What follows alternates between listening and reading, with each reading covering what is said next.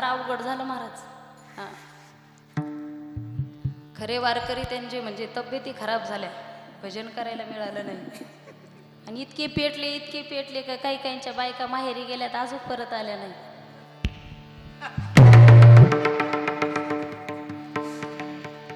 चिडचिड होते ना, भांडणं होतात घरात. नाही, तुम्ही दोघं सुरक्षित आहेत, काय टेन्शन नाही. लॉकडाऊनच्या काळामध्ये सर्वात जास्त अवघड कुणाच झालं माहिती आहे तुम्हाला? ज्यांचे मार्चमध्ये पहिल्या आठवड्यात लग्न झाले होते त्यांचं. 22 मार्चला लॉकडाऊन झालं. लॉकडाऊन 22 मार्चचं शेवटचं कीर्तन माझं हिंगोलीत झालं. मी तिकडंच अडकले ना महाराज 8 दिवस. अशा परिस्थित्या बघायला मिळाल्या. नवीन लग्न झालं त्यांचं तर फार अवघड. नवीन लग्न झालं, बायको 5 दिवसाने परत येते म्हणून गेली. जे गेली तर ती काही परत येईना. गावातले सासरवाडीतले लोक याला गावात घेईना. मारतो येड्या, मारतो. मोठाले दगड मांडले होते महाराज, काही ना तर गुप्पाट्या मांडल्या होत्या. तर कोरोनाची परिस्थिती फार गंभीर आहे, फार गंभीर आहे. आता खेड्यागावामध्ये एवढं जाणवत नाही. मी साक्षीदार आहे बरं का, मला स्वतः कोविड पॉझिटिव्ह होते मी. म्हणजे आता लगेच नका जाऊ तिकडं. आम्ही हरिद्वारला गेलो होतो महाराज 21 दिवस. तिकडं आता तिकडं बर्फ फार असतो. मला वाटते 5- टेम्परेचर होतं नाही का, -5. आणि तिकडून आलं तसं मग जसं ॲडमिट केलं, डॉक्टर म्हटले आता कोविड आहे. मग काय विचारता महाराज, एकटं राहायची सवय नाही. खेड्यागावात त्या काही गोष्टी जाणवत नाही बरं का. खेड्यागावामध्ये एका शांताबाईने कांताबाईला सांगितलं, तुला माहिती आहे का वरच्या आळीच्या सखूबाईला कोरोना झालाय. ती म्हटली बरं झालं बाई, तिला 10 वर्षापासून काहीच नव्हतं.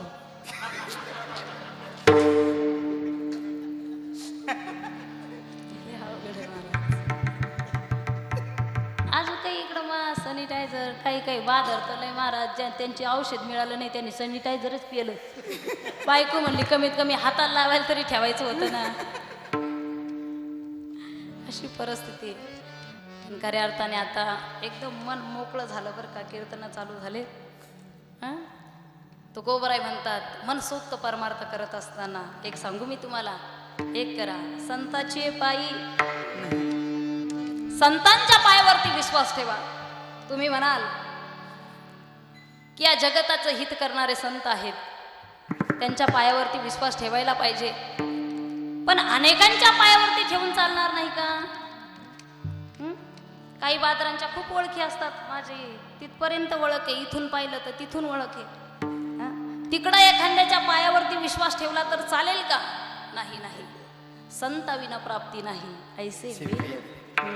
संतांच्या पायावरती विश्वास ठेवला पाहिजे. कारण त्यांचं दास होणं हे भाग्याचं लक्षण आहे महाराज. संतांचं दास होणं. आता संसारामध्ये आपल्याला कुणाकुणाचं दास व्हावं लागतं ज्याचं त्याला माहिती आहे. बिचारी जर चांगली भेटली तर ठीक आहे, उचल की टाक, उचल की टाक, की लाट ना की टाक. काही बाजाराचं लय अवघड आहे महाराज. काही वजन टाकून पाहतात पण पडत नाही. ती बिचारी आपली वर्षभर. आलं का माझ्यावर आता?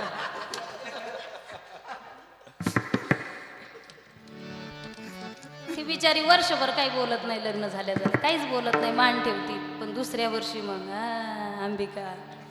एक जणाने काय केलं, बाजारात गेलं आणि मेथीची भाजीची जुडी घेऊन आलं. बायकोला मोठ्या आवाजात सांगितलं, महाराजांनी देखत सांगितलं, सुंदर अशी मेथीची भाजी कर. बिचारीने स्वयंपाक केला ना, वाढला जेवायला. वाढल्याबरोबर पाहत होतं एवढी खारट तोंडात घाला नव्हती भाजी. एवढी खारट झाली, भरपूर मीठ.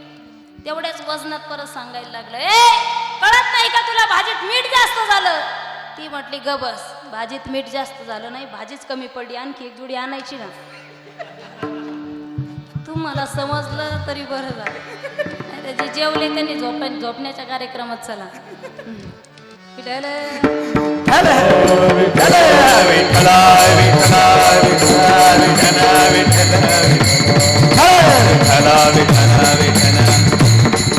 दास त्या संतांचं व्हावं ज्यांनी या परमार्थामध्ये वैराग्य निर्माण केलं, परमार्थासाठी वैराग्य दिलं, ज्ञान दिलं.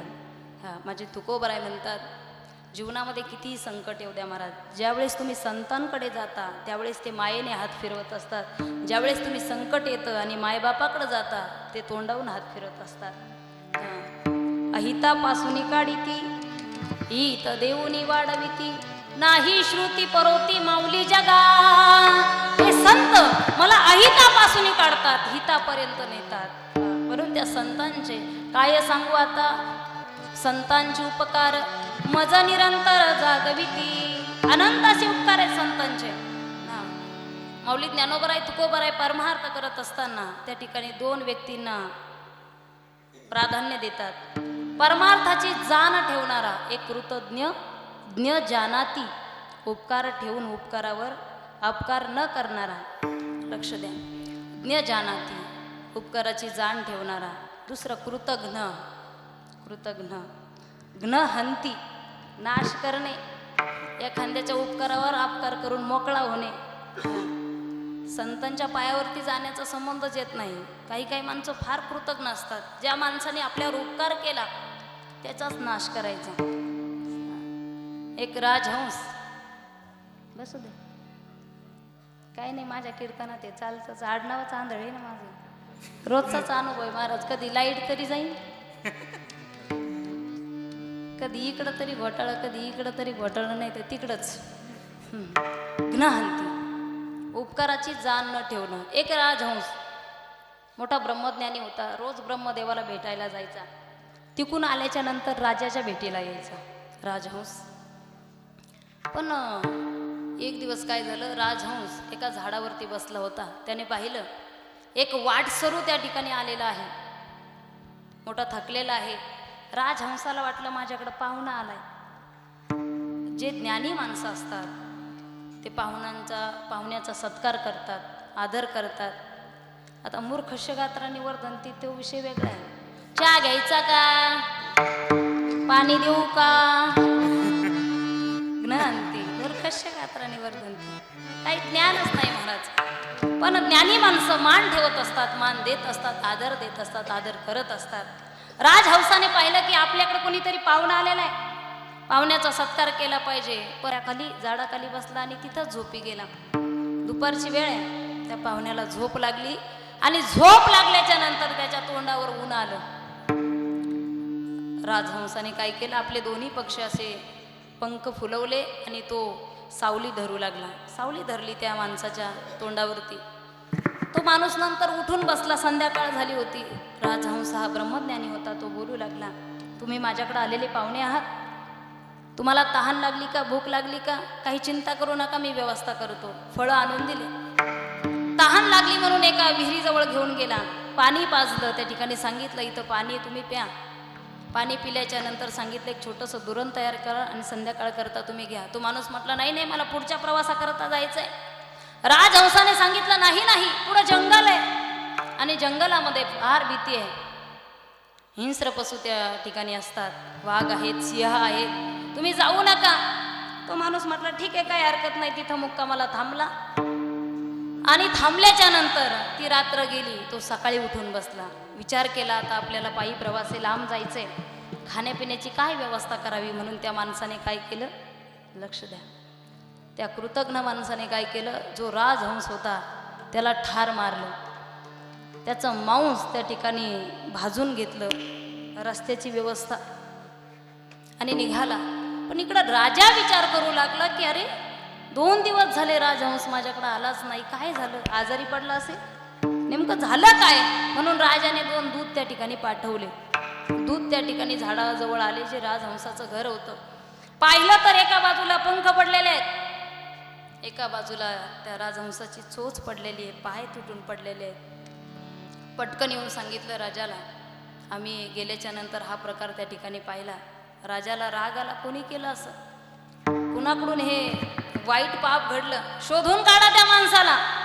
म्हणून दूत पाठवले. कोण गेलं होतं जंगलाकडे, तर त्या माणसाला त्या दूतांनी धरून आणलं आणि विचारलं काय वाईट केलं होतं राजहंसाने तुझं. म्हटले काही नाही, मी मुक्काम केला, माझ्या खाण्यापिण्याची व्यवस्था केली, मी आराम केला. पण दुसऱ्या दिवशी निघायचं होतं तेव्हा माझ्या डोक्यात विचार आला, आता जंगलामध्ये जायचंय, खाण्यापिण्याची व्यवस्था काय करावी. म्हणून मी त्याला मारलं, त्याचा मांस शिजून घेऊन चाललो होतो. राजा म्हटला, ज्या पद्धतीने याने राजहंसाला मारलं त्याच पद्धतीने याला सुद्धा मारा. त्या माणसाला सुद्धा त्याच पद्धतीने मारलं गेलं. त्याचे हातपाय तोडले आणि म्हटले गावाच्या बाहेर फेकून द्या म्हटले. त्याला कुत्रे खातील, कावळे खातील, गिधाड खातील. त्या माणसाला गावाच्या बाहेर फेकलं. पण काही दिवसानंतर गावामध्ये उग्र वास सुटला, घाण वास सुटला. लोकांनी परत येऊन सांगितलं राजाला की ओ राजे, तुम्ही जे मांस गावाच्या बाहेर फेकलं होतं त्या माणसाचं, तर ते मांस त्या ठिकाणी तसं पडू नये, सडलेलं आहे. सडलेला वास गावामध्ये येतोय. राजा म्हटला का बरं? तिथं कावळे आले नाहीत का? म्हणे कावळे तिथं बसून आहेत. कावळे तिथं बसून आहेत. मग कावळे खात नाही? खात नाही. गिधाड म्हणे गिधाडही बसून आहेत पण खात नाही. म्हणे कुत्रेही बसून आहेत पण खात नाही, कारण कृतघ्न माणसाचं मांस आहे. लक्ष द्या. म्हणे ते मांस एक काम करा, जंगलामध्ये फेका, तिकडं राक्षस खातील. जंगलामध्ये फेकण्याकरता गेले महाराज दूत. त्यावेळेस त्या राक्षसाने सांगितलं, हे कृतघ्न माणसाचं मांस आहे. जे उपकारावर अपकार करतात त्याचं मांस कुत्रेच काय पण कुणीच खात नाही. महापापी तो ठरला जातो. म्हणून जीवन जगत असताना माणसाचा विश्वास संतांच्या पायावरती हवा आहे. अभंगाचं प्रतीक संताची ये पायी हा माझा विश्वास. संताची ये पायी हा माझा विश्वास. संताची ये पायी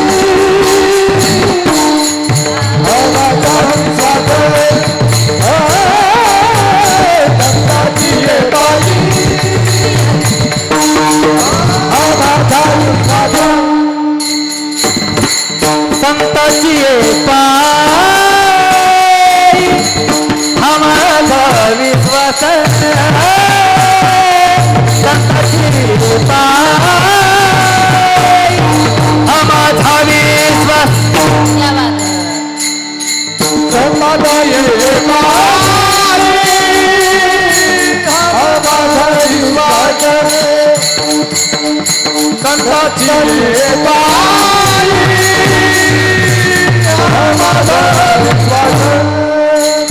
सर्व भावे दास झालो त्यांचा. सर्व भावे दास झालो त्यांचा. त्याची माझी हित करीती सके. त्याची माझी हित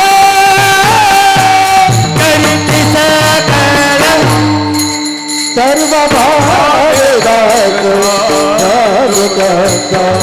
सर्व भावे दास झालो त्यांचा. त्याची माझी हित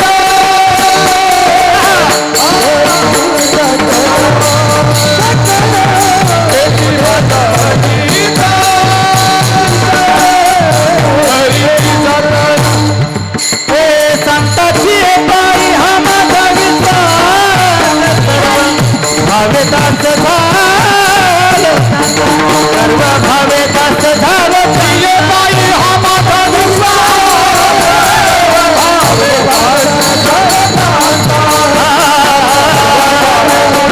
भावे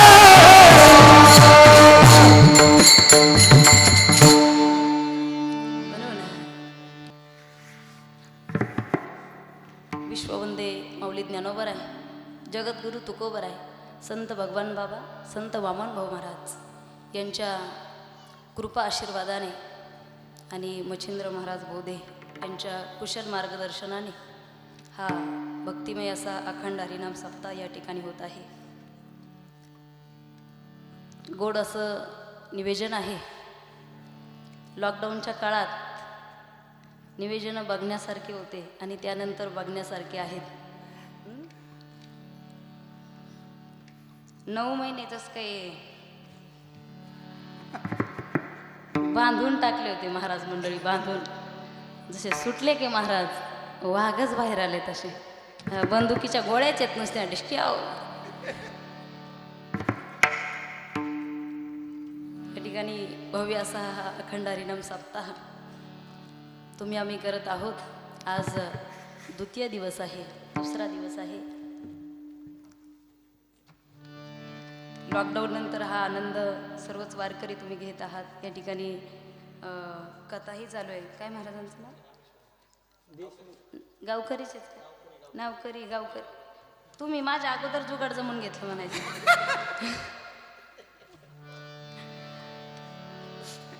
सुंदर अशी कथा चालू आहे या ठिकाणी. सुंदर माईक सिस्टीम आहे, गोड सिस्टीम आहे बरं का. आता रोज कार्यक्रम चालू आहेत, आवाज कधी साथ देतो. मला चालीत कळलं तुम्ही वर जाता म्हणून. अगोदर जागा सोडी नक्की. या ठिकाणी सुंदर माईक सिस्टीम आहे. गावं आणि गातच राहावं. कारण हे जर व्यवस्थित असेल महाराज तर आपण व्यवस्थित कार्यक्रम होत असतो. आणि माईक सिस्टीम असून फायदा होत नाही, त्याची सेटिंग जमली पाहिजे. ज्याला जीवनात सेटिंग जमली नाही ते दुसऱ्याच्या वरातीत नाचत आहेत. तुम्ही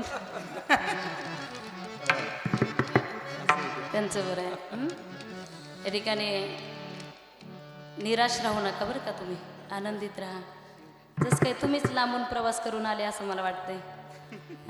काही टेन्शन घ्यायचं नाही. या ठिकाणी ज्यांची शूटिंग चालू आहे मराठी वास्पॉट आमचे अरविंद दादा करत आहेत.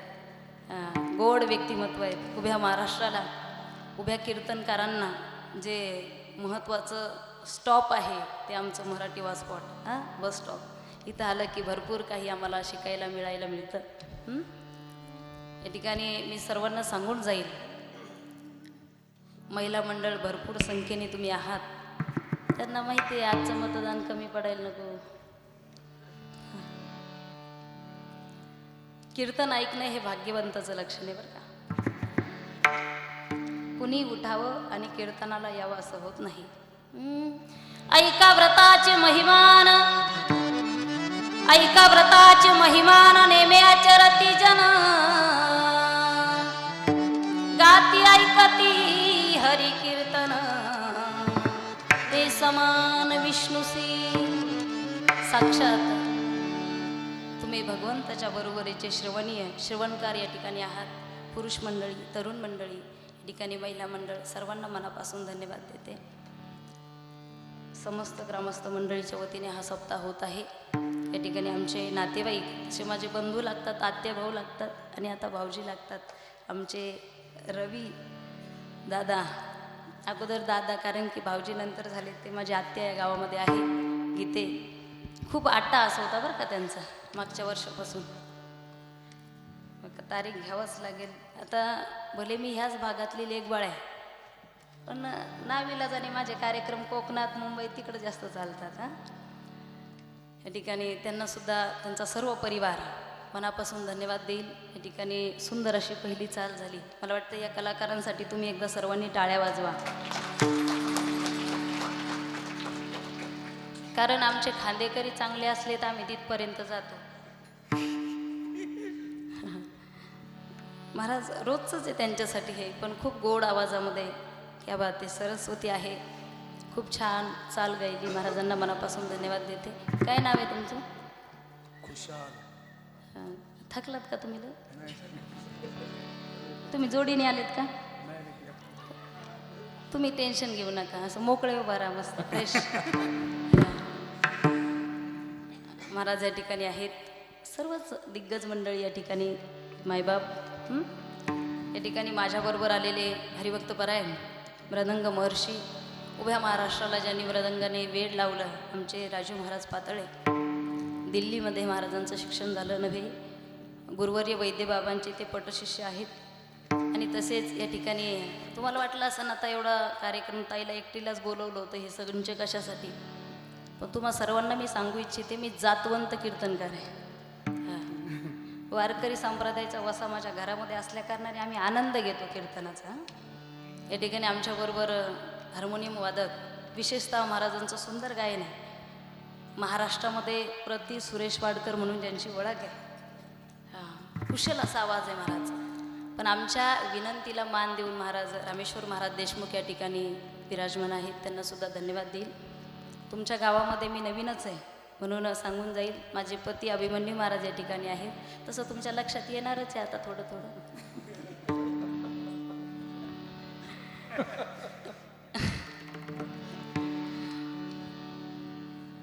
आणि या ठिकाणी चोपदार बाबा आहेत. आता रात्री पेटी वादक पांगळे होते, ते पांगळे ना आम्ही आंधळे, आता आम्ही आंधळे ने बैरे.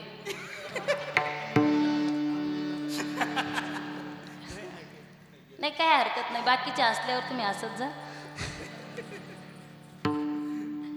या ठिकाणी अगोदर ज्यांनी पंचपदी वाजवली महाराजांचं नाव काय? प्रदीप महाराज जगताप. गोड पकवाज वाजवतात आणि शेवटची चालते ना थोडी वाजवू द्या बरं का. हां, या ठिकाणी सर्वच महाराज मंडळी आहेत. या ठिकाणी तुमचं काय नाव महाराज? रामकिसन महाराज आहेत, बाबा या ठिकाणी आहेत, मला वाटतं मच्छिंद्र बाबा ना. हां, तुम्ही पण जरा हसत सदा ना मग खुश समाधान असू द्या, काही टेन्शन घेऊ नका. गणेश महाराज या ठिकाणी आहेत, ज्यांनी गणेश महाराज एवढ्या कोपऱ्या या इकडे या जरा पटांगणात या इथे. खूप तळमळ होती बरं का गणेश महाराजांची सुद्धा, वारंवार फोन करत होते. राजकीय क्षेत्रामध्ये व्यासपीठावर गेल्याच्या नंतर अनेक नावं घ्यावं लागतात महाराज. हां, आपण तुम्ही तर त्यांच्यापेक्षा दिग्गज आहात. या गावचे सरपंच, ग्रामस्थ, सर्व ट्रस्ट मंडळ, परत परत सर्वांना धन्यवाद देते. कार्यक्रमाला सुरुवात करते. विठ्ठल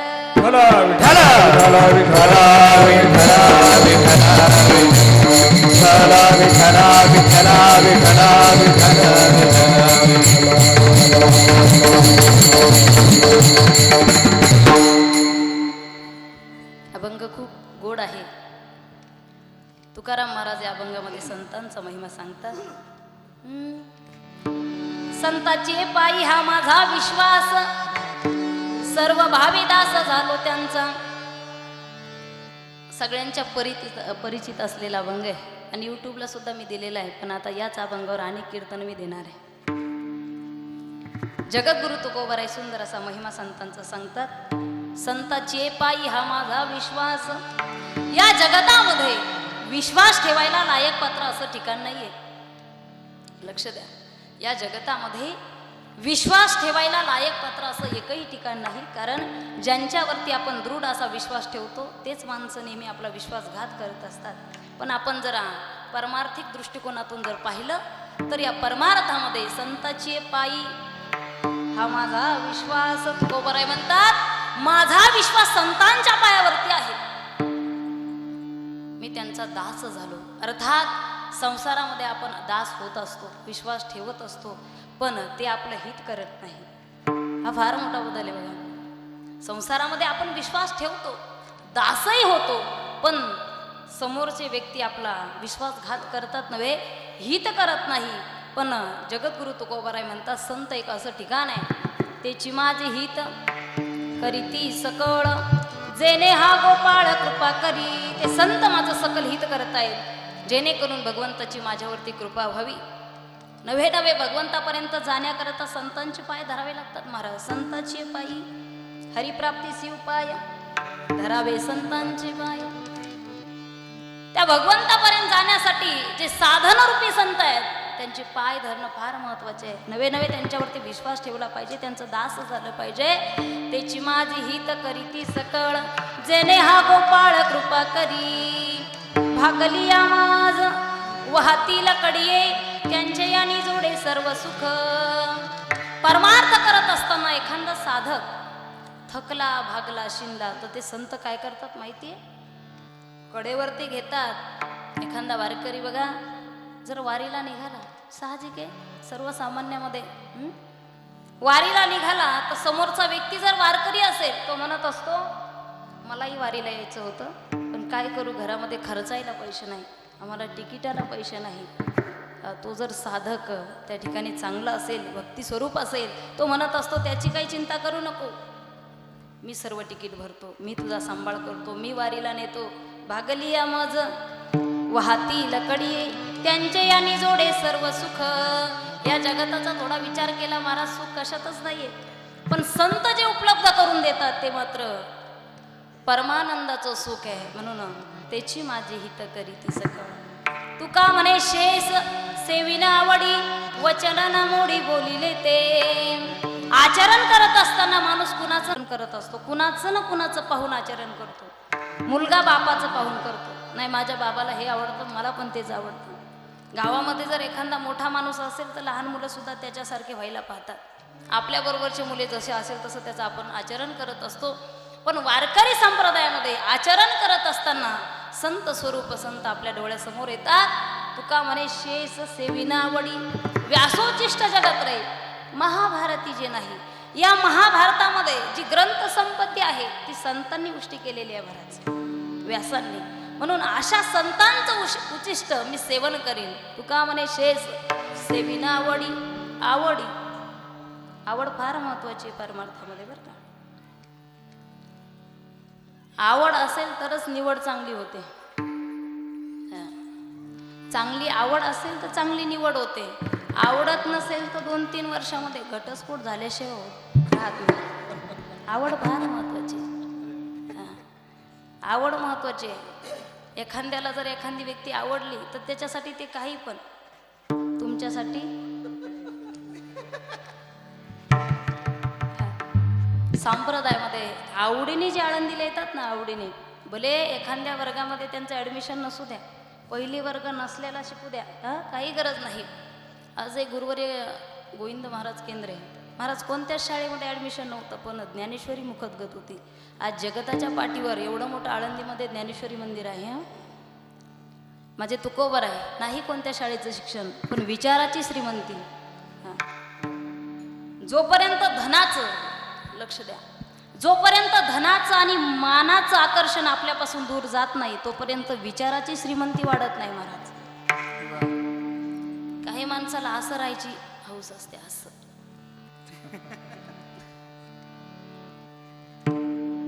काही गरज नाही. तुमचा मान, तुमचा सन्मान हे तू प्रारब्ध अधीन.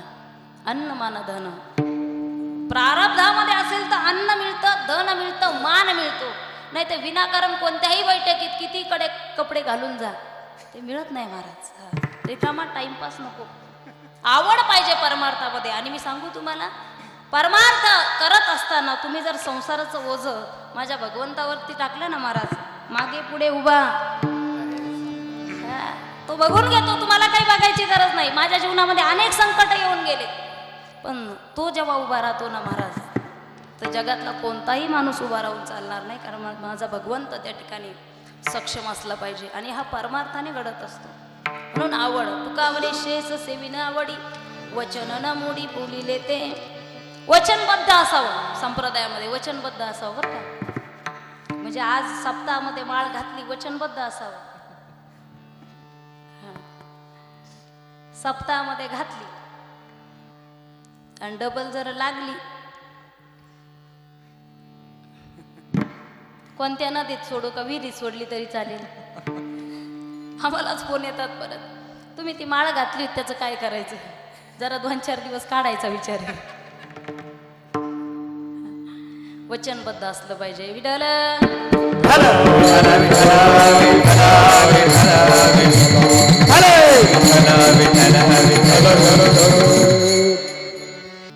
वारकऱ्यांना तो उपदेशच ठरला जातो. संतांची पायी तुम्ही ठेवा बरं, नका ठेवू, पण माझा विश्वास संतांच्या पायावरती आहे.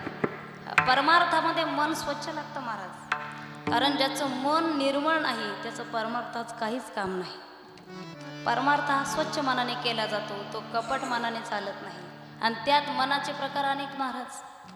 मन इतकं चंचल आहे, त्याला असं वडवडू आणावं लागतं इकडं कीर्तनाकडं, तरी ते तिकडंच पळतं. बहुत चंचल चपळ, जाता येता न लगी वेळ. मन इतकं चंचल आहे, परमार्थामध्ये त्याची गरज आहे, पण ते फार चंचल आहे. मरकटस्य सुरापान,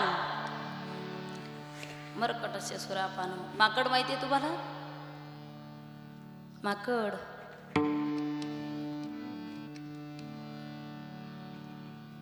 मराठीच बोलतात नाही ना. माकड माहिती आहे का तुम्हाला? माकडा इतकं त्याही पेक्षा जास्त मन चंचल आहे. ते माकड, त्याला मदिरा पाजावी, भूताचा संचार व्हावा, विंचू चावावा, वेड लागावं. आणि मग एका माणसाने सांगितलं, ए माकडा समाधी लाव. लावेल का महाराज? माकडच ना ते. काही काही माकडं कीर्तनात शांत बसत नाही, तर ते माकड आहे. थोडी 4G ची रेंज पाहिजे त्याला, बाकी काही नाही. टावर पक्क पाहिजे फक्त. काही काही माकडं कीर्तनात समाधी लावत नाही, ते माकड आहे. एक डोंबारी शेजारच्या गावामध्ये खेळ करण्याकरता गेला. खेळ करून झाला. त्या बिचाऱ्याला संध्याकाळची वेळ, अलीकडच्या गावामध्ये यायचं होतं. पण योगायोगाने एवढा पाऊस आला की दोन्ही गावाच्या मध्ये एक नदी होती. त्या नदीला पूर आला आणि ती नदी ओसांडून वाहू लागली. त्या डोंबाऱ्याला प्रश्न पडला की आता पलीकडच्या गावामध्ये जायचं, पण जायचं कसं? तेवढ्यात एक नावाडी दिसला. याने आवाज दिला, ए नावाड्या इकडे. नावाडी म्हटलं, काय काम आहे? ए नावाड्या, आम्हाला पलीकडच्या तीरावर नेऊन सोडव. नावाडी म्हटलं, दिसतो एकटाच, पण आम्हाला म्हणतोय अनेक वचनी. एकटाच दिसतोय. अरे एकटा नाही, आम्ही 3 जण आहे. कोण कोण आहे? मी आहे म्हटलं, माझ्या बरोबर एक बोकड आहे, दुसरं माकड आहे म्हटलं. नावाडी फार हुशार महाराज. नावाडी फार हुशार असतात. नावाड्याला जी त्रेतायुगामध्ये प्रभू श्रीरामाची सेवा घडली ती कुणालाच घडली नाही. नावाडी म्हटला, मला माहिती आहे तू आहे, तुझ्याबरोबर एक बोकड आहे, दुसरं माकड आहे. मी हवं तर तुला आणि बोकडाला नेऊन सोडतो, पण माकडाला नाही. कारण मला या माकडाचा स्वभाव माहिती आहे. हे माकड इकडून तिकडं उड्या मारेल, माझे नाव पलटी करेल. मला आत्ताच लग्न झालंय माझं, मला नाव पलटी करायची नाही, लवकर मरायचंही नाही. हां, मी या माकडाला नावेत घेणारच नाही. पण डोंबारी हुशार होता. तो म्हटला, माकड उड्या मारते म्हणून तू घेत नाही, तर माकड कशाच्या साह्याने उड्या मारते? बोला बोला बोला. निम पॉकेट तुम्ही घ्या, पण बोला. माकड डोळ्याच्या साह्याने उड्या मारते, बरोबर. माकडं हातापायाच्या साह्याने उड्या मारतात. कधी कधी सप्ताह आले की त्यांचे हातपाय बांधावे लागतात. 7 दिवसाची कोयनं घाल बाबा. म्हटले, माकडाचे हातपाय बांधल्याच्या नंतर याला उड्या मारता येणार नाही. माकडाचे हातपाय बांधले, त्याला नावेमध्ये टाकलं. नाव अशी अर्ध्यामध्ये गेली, दोन्ही तीराच्या मधोमध नाव गेली, धारेत नाव गेली, धारेत पाण्याच्या. माकडच ना महाराज. त्या माकडाने काय केलं, एक बारीक काडी हातात घेतली. ती बारीक काडी बोकडाच्या नाकात घातली. जसं बोकड उधळलं की सगळ्यांना जल समाधी. माणसाचं मन स्थिर पाहिजे परमार्थामध्ये.